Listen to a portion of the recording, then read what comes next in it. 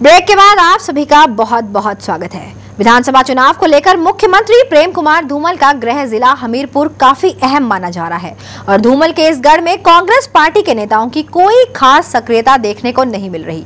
हमीरपुर जिले में कांग्रेस पार्टी के प्रमुख नेताओं में अनीता वर्मा, सुखविंद्र सुक्खू व रणजीत वर्मा समेत कई अन्यों के नाम खास तौर पर शामिल हैं। यहाँ इस जिले से पार्टी के दावेदारों की लंबी लाइन को देखते हुए हाईकमान की मुश्किलें कम होती नजर नहीं आ रही। प्रदेश में चुनावी बेला पर हमीरपुर से कांग्रेस पार्टी के उम्मीदवार को लेकर अटकलों का दौर जारी है। हमीरपुर जिले से पार्टी के टिकट दावेदारों की लंबी सूची है, मगर जिले में पार्टी कार्यकर्ताओं की कोई खास सक्रियता दिखाई नहीं दे रही है। कांग्रेस पार्टी की परिवर्तन रैली और फिर महिला कांग्रेस का सम्मेलन, दो ही प्रमुख आयोजन इस जिले में हुए हैं। हमीरपुर जिला भाजपा का गढ़ माना जाता है और ऐसी स्थिति में कांग्रेस की कम सक्रियता पार्टी को नुकसान पहुंचा सकती है। हमीरपुर जिला से कांग्रेस पार्टी के दावेदारों की लंबी सूची के चलते पार्टी हाईकमान को टिकट आवंटन में खासी मशक्कत करनी पड़ रही है। हमीरपुर जिले से अनीता वर्मा, सुखविंद्र सुक्खू की दावेदारी को पक्का माना जा रहा है, जबकि बाकी विधानसभा क्षेत्रों से कांग्रेस पार्टी को टिकट छंटनी में काफी मेहनत करनी होगी। खासतौर से बड़सर, भोरंज, हमीरपुर निर्वाचन क्षेत्रों में इससे पहले पार्टी का टिकट ना मिलने से बागी भी मैदान में उतरकर पार्टी का समीकरण बिगाड़कर पार्टी की हार का कारण भी रहे हैं। उदाहरण के तौर पर देखें तो मंजीत डोगरा और प्रेम कौशल जैसे नेता कहने को तो वीरभद्र खेमे में हैं, लेकिन बागियों की सूची में सबसे ऊपर रहते हैं। दूसरी ओर भोरंज से लगातार चुनाव हारते आए सुरेश कुमार का टिकट बदल सकता है, जबकि बड़सर में लगातार हार से परेशान कांग्रेस किसी नए उम्मीदवार को उतार सकती है।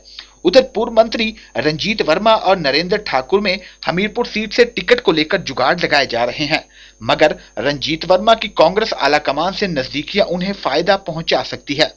बहरहाल ये तो अब वक्त ही बताएगा कि हमीरपुर जिला में टिकट आवंटन को लेकर कांग्रेस पार्टी क्या फैसला लेती है। हमीरपुर से नवीन बत्ता, 7C हिमाचल आजकल। कांग्रेस के पूर्व विधायक डॉक्टर बाबूराम गौतम ने भाजपा सरकार को भाखड़ा विस्थापितों के मुद्दे पर लपेटा है। बिलासपुर में प्रेस कॉन्फ्रेंस के दौरान उन्होंने कहा कि भाजपा सरकार न केवल बिलासपुर जिला में विकास करवाने में विफल रही है, बल्कि बीबीएमबी सुप्रीम कोर्ट के आदेशों से मिले 4200 करोड़ रुपए की पंजाब से वसूलने में भी नाकामयाब रही है। डॉक्टर गौतम ने कहा कि पंजाब में भाजपा गठबंधन की सरकार होने के बावजूद भी प्रदेश सरकार ने अपने हिस्से के पैसे लेने का प्रयास नहीं किया और साथ ही साथ बिलासपुर जिला को मुफ्त में बिजली प्रदान की जाए ताकि अपना सब कुछ खो चुके विस्थापितों को इंसाफ मिल सके। हिमाचल प्रदेश की जो वर्तमान सरकार है, ये बड़े अलग तरीके से जो शिलान्यास और उद्घाटन है वो ऐसे कर रहे हैं कि 2-3 जगह मुझे जाने का मौका मिला। स्कूल की बिल्डिंग अभी कंप्लीट नहीं थी और उसका उद्घाटन कर दिया गया। एक जगह खिड़की नहीं लगी थी तो कोई बात नहीं लगी थी, लिपाई नहीं हुई थी तो कोई बात नहीं लिपाई हुई थी, उसका उद्घाटन कर दिया गया। और साथ में मैं आपसे ये भी निवेदन करना चाहूँगा कि वर्तमान सरकार जो भाखड़ा विस्थापितों के शहर है हमारा बिलासपुर, उसके साथ अभी तक कोई विशेष न्याय नहीं हो पाया है। हिमाचल में होने वाले विधानसभा चुनावों को लेकर युवा कांग्रेस पूरी तरह से तैयार है। हिमाचल युवा कांग्रेस ने चुनावों के मद्देनजर बैठकों व रैलियों का दौर शुरू कर दिया है। इसके साथ ही युवा कांग्रेस जनचेतना अभियान चलाकर लोगों को भाजपा सरकार की गलत नीतियों के प्रति जागरूक करेगी। हिमाचल आजकल से खास बातचीत में युवा कांग्रेस की प्रदेश अध्यक्षा मोनिका भारती ने प्रदेश में होने वाले चुनावों में कांग्रेस पार्टी को भारी मतों से जिताने का ऐलान किया है। हिमाचल युवा कांग्रेस के हौसले आगामी विधानसभा चुनावों को लेकर बुलंद हैं। प्रदेश में कांग्रेस पार्टी को जिताने के लिए युवा कांग्रेस कोई कसर नहीं छोड़ रही। चुनावों के मद्देनजर युवा कांग्रेस ने प्रदेश में रैलियों व बैठकों के जरिए लोगों को जागरूक करने का अभियान शुरू कर दिया है। हिमाचल आजकल से खास बातचीत में प्रदेश युवा कांग्रेस की प्रदेश अध्यक्ष मोनिका भारती ने कहा कि आने वाले समय में प्रदेश भर में युवा कांग्रेस के बैनर तले कई रैलियां आयोजित की जाएंगी। उन्होंने कहा कि इन रैलियों में पार्टियों के कई वरिष्ठ नेता भी शामिल होंगे।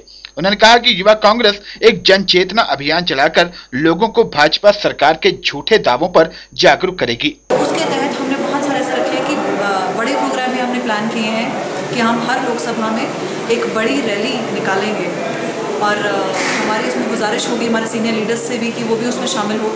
सेंटर के लीडर्स को भी हम उसमें इन्विटेशन कर देंगे और ये यूथ कांग्रेस के बैनर तले होगी। उसके बाद हमने रखा है कि एक जन चेतना अभियान कि जितनी भी पॉलिसीज़ को गुमराह करके बीजेपी अटल नाम आगे जोड़ करके गुमराह करने की कोशिश कर रही है, उसके लिए हमने एक अभियान चलाया है कि छोटी पंचायतों में जाके पंचायत प्रोग्राम होंगे, छोटे छोटे प्रोग्राम हो पर पंचायत प्रोग्राम होंगे, पंचायत सम्मेलन होंगे, उनमें हम लोगों को जागरूक करेंगे कि उनको क्या क्या सुविधाएं दी जा रही है और उसमें से कितनी सुविधाएं जो है वो यूपीए सरकार की देन है। आगामी चुनावों के लिए कांग्रेस युवा संगठन ने कमर कस ली है। देखना वाजिब होगा कि चुनावों में युवा संगठन क्या भूमिका निभाता है। शिमला से कैमरामैन कुलदीप सिंह कंवर के साथ हिमाचल आजकल के लिए आशिमा भागचंद। उधर घातक बैक्टीरिया के इलाज में बेअसर रहने वाले एंटीबायोटिक के विकल्प के रूप में युवा डॉक्टर ने आयुर्वेदिक दवा तैयार की है। इस दवा को पेटेंट करने का आवेदन भी इंडियन पेटेंट ऑफिस में दिया गया है। माइक्रोबायोलॉजी के क्षेत्र में हिमाचल प्रदेश विश्वविद्यालय को भी ये पहला पेटेंट मिला है। बैक्टीरिया संक्रमण के उपचार को लेकर युवा डॉक्टर वीरेंद्र सिंह के 4 सालों की मेहनत रंग लाई है। डॉक्टर वीरेंद्र सिंह ने बैक्टीरिया के उपचार में एंटीबायोटिक के विकल्प के रूप में आयुर्वेदिक दवा तैयार की है। हमीरपुर की बड़सर तहसील के रहने वाले डॉक्टर वीरेंद्र पाउंटा साहब में Himachal institute of life science में विभागाध्यक्ष हैं। बैक्टीरिया के उपचार के लिए बेहद महंगी दवाएं इस्तेमाल की जाती हैं, मगर युवा डॉक्टर की खोज बेहद सस्ती व प्रभावशाली है। युवा डॉक्टर ने एक जड़ी के पत्तों से पानी के रूप में द्रव्य पदार्थ निकाला, जिस पर सालों तक प्रयोगशाला में शोध चलता रहा और अब सफलता मिली है। Here I am to disclose my research about the bacteria that is known as vancomycin resistant Staph aureus. This is a gram-positive bacteria, and sometimes we call it as a Staphylococcus aureus plus superbug. Why we call it as a superbug? Because this gram-positive bacteria, they cause a lot of disease in the humans. They are cause skin disease and upper respiratory tract infections, some of the nosocomial infections and hospital acquired infections due to this Staphylococcus aureus. So our main inventions is that this vancomycin resistant Staph aureus is emerging worldwide. Doctor Singh का कहना है कि इस संक्रमण से कई लोगों की मौत हो जाती है और उनका दावा है कि इस बैक्टीरिया से निपटने के लिए भारत में भी केवल एंटीबायोटिक ही मौजूद है। India as well as abroad. For example, in USA, this VRSA, they are in fact more about 90,000 people in USA. They are infected with the help of this vancomycin resistant Staph aureus, this superbug.